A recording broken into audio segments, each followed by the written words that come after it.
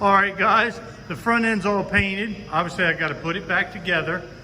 Oh, and Haley and you guys that were working on this side, remember how that door, you know, was all, at least it shuts now. Got the gap fixed up. It looks good.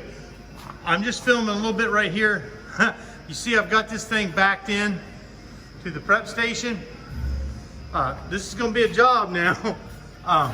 You see, I got the paper cart. I got the bed lifted a little bit. I can't go any higher. What I've got to do now is I've got to hang paper on the ceiling of the prep station here. If not, I'm going to get orange paint all over those filters and all that stuff. A little bit might get up there, but I don't want to cover it. So that's the kind of stuff I'm going to be dealing with this morning. I'll show you a picture after I get it all taped up. Okay, guys. I got the whole front end of this truck bagged for overspray. That's what we call it when we cover it with that plastic sheeting. That's bagged for overspray. This back here, again, dump truck, guys.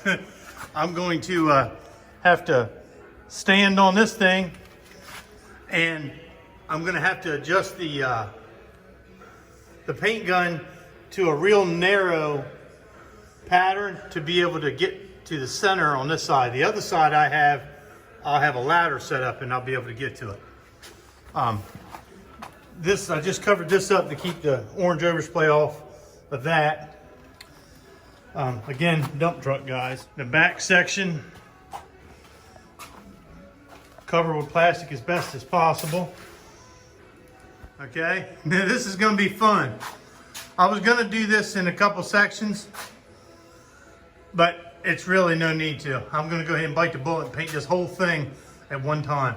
If you see that paper I put on the ceiling of the booth here, the reason that's not taped up tight is because air is going to travel down through there. This is what's called a semi-downdraft paint booth. Air comes out of this whole ceiling, okay? And what makes it semi-downdraft is that air is going to swoop down and it exits right there through those filters that have turned orange. Imagine that. Don't worry, the freshman, that's going to be your first job next year. It's going to be to change those. Don't worry, the paint's dry. You need to learn how to do it because you'll change them many times over the course of your career in auto body here. Back to that, if I'd have taped that up solid, it would have just ripped the tape as soon as I turned the booth on. Okay, guys, this is going to be almost impossible to film. I'm just going to put it on time lapse, and you'll be able to see what you can see. I know that kind of sucks, but painting this thing kind of sucks too by yourself. But I'm going to flip the camera around here for a second and I'll show you something. When I paint that top bar and that stuff under there, I'm going to be standing up, not on this big ladder. I only have the one ladder, and I got that step stool, and it's not quite tall enough. And to keep me from having to drag this thing from one side to the other, I'm going to turn the pattern down on my paint gun. Now, I don't know if you remember, but when I did that little video on setting up a paint gun, when you make that pattern smaller, it comes out like a bullet, like a pressure washer. And I'm not going to turn it all the way down, and you got to be really careful doing it because you can get some serious runs. But it's going to be on time lapse, so you probably won't be able to see exactly what I've done, but that's what I'm going to be doing up there from the other side.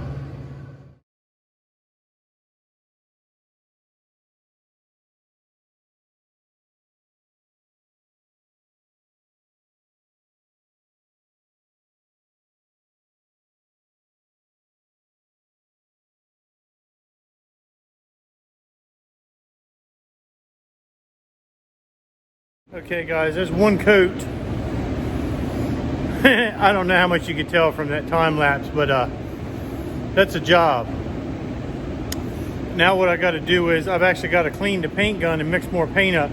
I sprayed so much paint through there that it's starting to clog the paint gun up. I'll show you a second.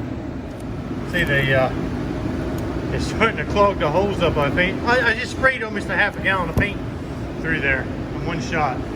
So I'm going to clean that paint gun up, mix up some more paint, and I'll be back. I cleaned the gun up, mixed up more paint. I'm getting ready to start coat number 2. I don't know how much you can see. I don't think I hit start on the record for that second coat. I had gloves on, it may not have taken, I don't know. I haven't looked at this yet, I just got done. Well, I'm covered in orange paint. That's why I didn't want to look into my hair. It's everywhere. I can't wait to get home and get a shower. You guys are probably lucky you didn't have to paint the back of this thing. It was a nightmare. I'm gonna turn the camera around here and I'll show it to you. Well, there it is. The sides look really nice. The parts that you really see, the boot's running, that's why it's so noisy. The sides look really nice. That up there looks pretty good. I was gonna run out of paint if I tried to paint the bottom, and it doesn't matter anyway, because the minute you load this thing up with something, it would have been ruined. But looks pretty good. I'll try and get this posted soon.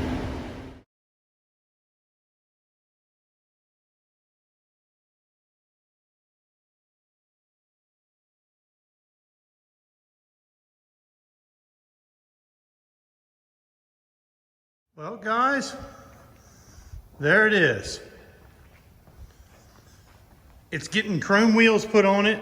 They'll probably be on later this afternoon.